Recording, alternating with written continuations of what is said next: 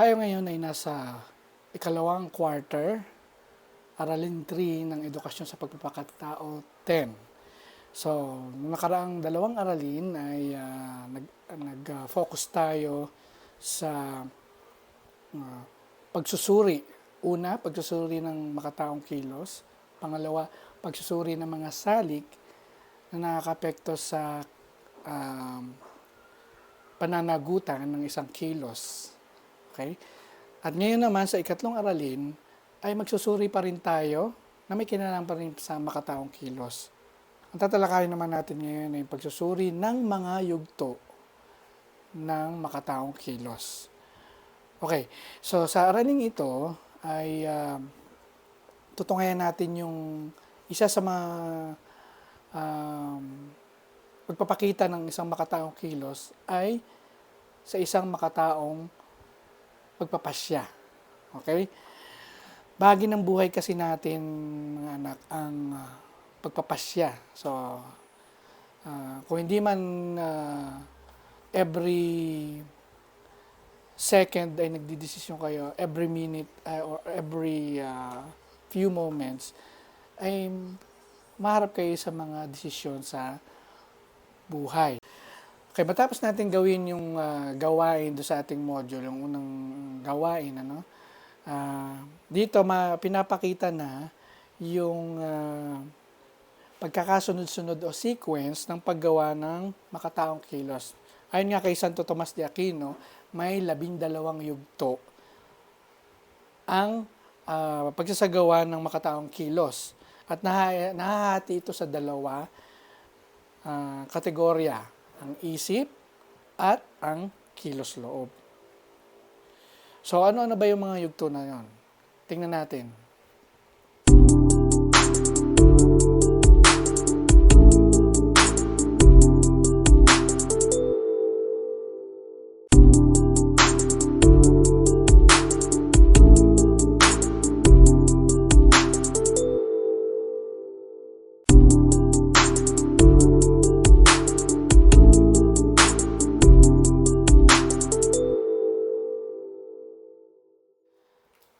Okay, so nakita natin yung mga yugto ng makataong kilos, okay? So, mapapansin natin doon, nagsisimula sa isip, tapos kilos loob, hanggang sa marating natin yung pinakahuli, which is yung bunga. Pero yung pagpapasya natin, natatapos doon sa number 8, di ba? Yung pagpili. Number 9, yung gagawin na natin yung napili natin, then so on and so forth, okay?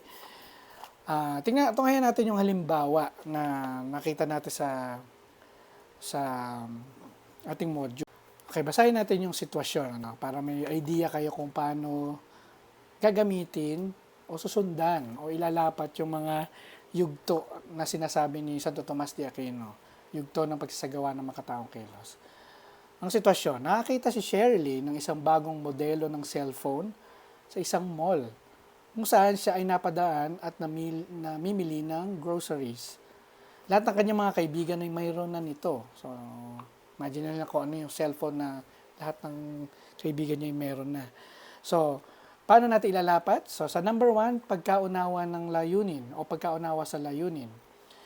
So, ano yon? So, sa sitwasyon, makikita natin na matagal na niyang nais magkaroon ng cellphone na bago sapagkat ang ginagamit niya ay luma. Pangalawa, nais ng layunin. So, ang unang reaksyon daw ni Sherilyn ay ang pagnanais na magkaroon nito. Nag-iisip na siya kung saan kukuha ng pera para mabili ito. Pangatlo, paghuhusga sa nais na makamtan. Ito ang nais ng kanyang kalooban, ang magkaroon ng bagong modelo ng cellphone. So, number 4, ano naman yung intensyon ng layunin? So, kung ilalapat natin sa sitwasyon ni Sherilyn, ito yon. Hanggang ngayon ay wala pa rin kalayaan si Sherilyn na pumili sapagkat ang kanyang kilos loob ay likas na tumatanggap lamang kung anong mabuti na sinasabi ng kanyang isip. So, mayroon siyang pera, Ngunit, iniipon niya daw ito para sa kanyang pag-aaral sa kolehiyo. Kailangan niyang pumili kung bibilhin niya ang bagong modelo na cellphone o hayaan ba niyang maubos ang pera niya para sa kanyang pag-aaral sa kolehiyo. So kung itinigil na niya ang ideya na bilhin ng cellphone, natatapos na rito ang moral na kilos. Okay? Pero, kung nag-iisip pa siya ng ibang alternatibo tulad ng panghiram ng pera sa mga kaibigan o barkada, ang moral na kilos ay magpapatuloy. So, pwede raw tumigil na dun sa intention. Pero kung naghahanap pa siya ng paraan, magpapatuloy ang yugto ng pagsasagawa ng kilos, ng makataong kilos. Okay? So, number 5 na tayo. So, masusing pagsusuri ng paraan. Ang pagsusuri ng paraan na kanyang gagawin ay nagpapatuloy. Okay? At ang pagsangayon niya sa mga nasabing pagpipilian. Number 6, dito na tayo ngayon dadako sa paghusga sa paraan. Ngayon ay huhusgahan niya kung alin ang pinakamabuti. So, matapos niyang, pansinin niyo, matapos niyang pag-isipan, kasi yung mula pag-isipan, tas action siya, tas pag-iisipan na maigi. So, sa number 6, dadako na siya dun sa paghuhusga na sa paraan. So, ngayon, ay husgahan niya kung alin ang pinakamabuti. Pagbabayad ng kabuuang halaga, pagbabayad ng paunti-unti, o pagnanakaw. Na siyempre ay hindi tama. Pagkatapos ay pipiliin niya ang pinakamabuti sa lahat. So, mamimili siya ng maraming option para mag-come up dun sa kanyang desisyon. Okay? So, number 7, practical na paghusga sa pinili. So, ano ibig sabihin yun? So, sa sitwasyon ni Sherilyn, ang isip ay kasalukuyang pumipili ng pinakamabuting paraan. And number 8, ito na yon. Sa yugtong ito, pumapasok ang malayang pagpapasya ng kanyang isip na nag-uutos na bilhin ang nasabing cellphone. So, pumili na siya ng kanyang desisyon. So, ano yung nakita natin doon? Binili niya yung nasabing cellphone. Number 9, utos. Matatapos niya itong bilhin, 1, 2, 3, utos. So, number 9, utos. Matapos niya itong bilhin, ay, anong ginawa niya? Di-display lang ba niya? Siyempre, ginamit niya ito kaagad. And number 10, paggamit. Ngayon ay maunawanan niya kung angkop ba ang kanyang isinagawang kilos. So, angkop nga kaya yung kanyang pagbili ng cellphone kapalit ng kanyang iniipon na pera para sa kolehiyo. So, meron pang naiiwang dalawang yugto, di ba? So, pangkaisipang kakayahan ng layunin. So, dito muling papasok yung kanyang pagninilay-nilay sa kanyang piniling opsyon na bilhin ang cellphone. So, yun. So, under siya nung kategorya na isip. At pinakahuli, ang pang-12 ay ang bunga. So, ano naging bunga nito?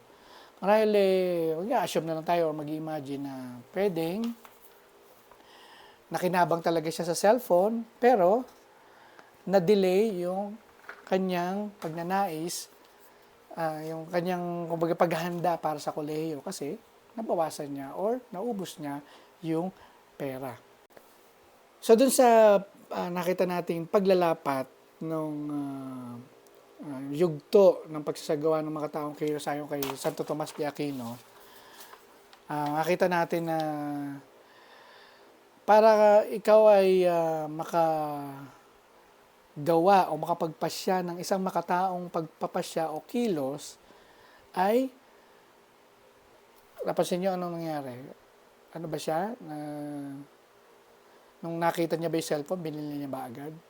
Siyempre hindi. So, dumaan siya sa masusi, paulit-ulit na pag-ninilay-nilay, pag-isip, bago siya nakapag-desisyon. Pero, yun na nga, Kung papansin ninyo, kahit nakapag-desisyon na kayo, minsan meron pa rin papasok na panghihinayang, etc. etc. So, in a way, hindi pa natatapos yung pagpapasya ninyo. Kasi pwedeng umabot sa, hindi ko pala kailangan ang cellphone na to. Pwede nyong ibenta ulit, di ba? So, ganon. So, ang natunghayan natin dun sa unang bahagi ng ating talakayan ay yung pagpapasya. So, kung ilalapat natin ito sa ating pinag-uusapan, ang makataong kilos, of course, equal ito dun sa moralidad at ito na yung tinatawag na moral na pagpapasya. Kasi tatandaan nyo na ang bawat kilos na isang tao ay may dahilan, batayan, at pananagutan. Okay? Dahilan, batayan, at pananagutan. So anumang isasagawa ninyong kilos or pasya, kinakailangang isaisip at timbangin ng ang mabuti at masamang idudulot nito. So ang mabuting pagpapasya ay isang proseso kung saan malinaw na nakikilala o nakikita ng isang tao ang pagkakaiba-iba ng mga bagay-bagay. So ito yung mahalaga sapagkat dito nakasalalay ang ating pagpili. May dalawang bagay daw na dapat isalang-alang sa mabuti o moral na pagpapasya.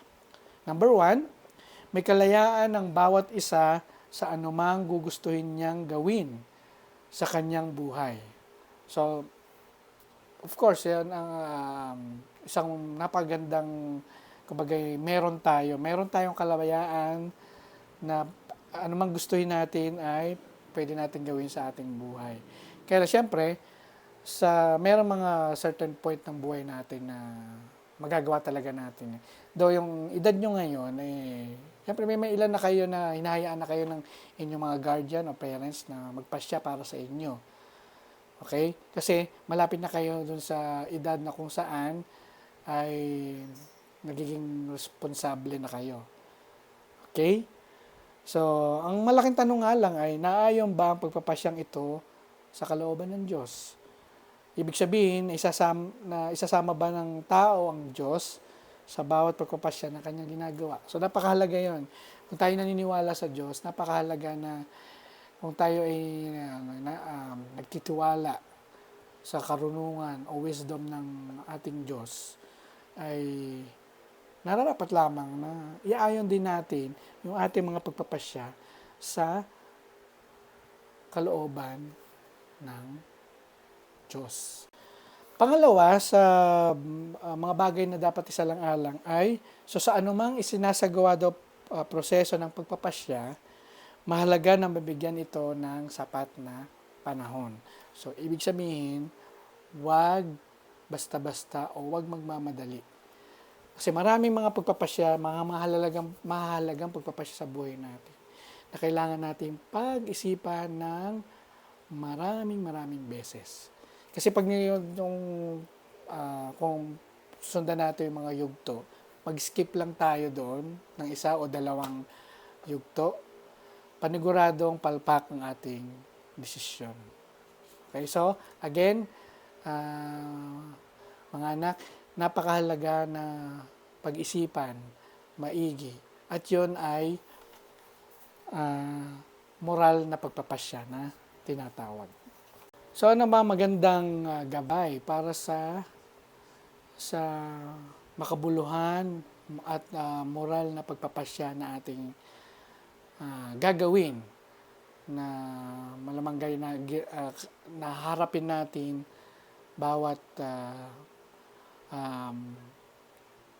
minuto ng ating buhay. Okay? So, sa ating module, may makita tayo na mga hakbang sa moral na pagpapasya. At ito'y tinatawag na listen process. Listen process o pakikinig na proseso. So, siya ay in acrostic dun sa salitang listen o pakikinig sa Tagalog. So, ano-ano yung hakbang na yon? Number 1 ay sa L, look for the facts o manghalap ng patunay. So, anong gagawin natin o paano natin gagawin yon. So, mahalaga na unang hakbang pa lamang ay tanungin mo na agad ang iyong sarili.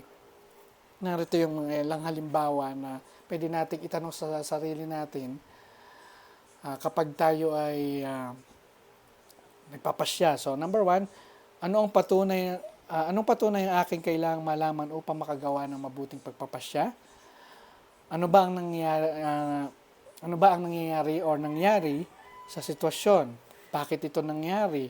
Sino-sino ang taong kasali o kasangkot? Bakit sila napasali sa sitwasyon? O saan nangyari ang sitwasyon? So, number one, bago kayo magpasya, bago kayo maniwala, ay tingnan niyo muna kung merong mga ebidensya or mga facts na mga mahalaga para i-consider mo na tama yung direksyon sa iyong moral na pagpapasya. Sunod ay letter I. Imagine possibilities or isa-isip ang mga posibilidad. So sa puntong ito, dito yun yung mag-iisip ka ng pwedeng consequence or magiging resulta. So mag-imagine ka, pag ginawa ko ba ito, ano mangyayari? Pag hindi ko ba ginawa ito, ano mangyayari? Parang ganon. So yun yung tinatawag na ano yung mga pwedeng mangyari o mga posibilidad na pwedeng mangyari. So napakahalaga siya para sa sasagawa natin ng moral na pagpapasya. Pangatlo, letter S.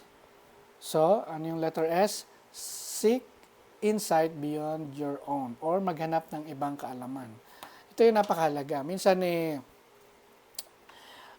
yung akala nating alam na natin ay hindi pa pala natin alam. So, napakahalaga na ano ibig sabihin nito? Maghanap ka ng makikinig ka, maghanap ka ng ibang kaalaman. Okay? So, pwedeng maghanap ka ng tamang kaalaman or inspirasyon sa ibang tao. Or sa madaling salita ay hingi ka ng payo. Okay? Or magre-research ka sa sarili mo. So, seek insight beyond your own. So, hindi lang yung alam mo lang ngayon, maghanap ka pa. Research, kumbaga, bago magdesisyon. Okay, pang-apat, letter T. Ito yung turn inward or tingnan ang kalooban. So, ano ibig sabihin nito? Ano ang sinasabi ng iyong kalooban tungkol sa sitwasyon? Ano ang sinasabi ng iyong konsensya? Ano ang personal mong nararamdaman ukol sa sitwasyon? Ang lahat ng katanungan niyan ay kailangan mong sagutin sapagkat sa anumang pasya ng iyong gagawin, kailangan hindi ito magdudulot ng bigat sa iyong kalooban. Okay? So, yung hindi ka magigilty sa huli or ano man.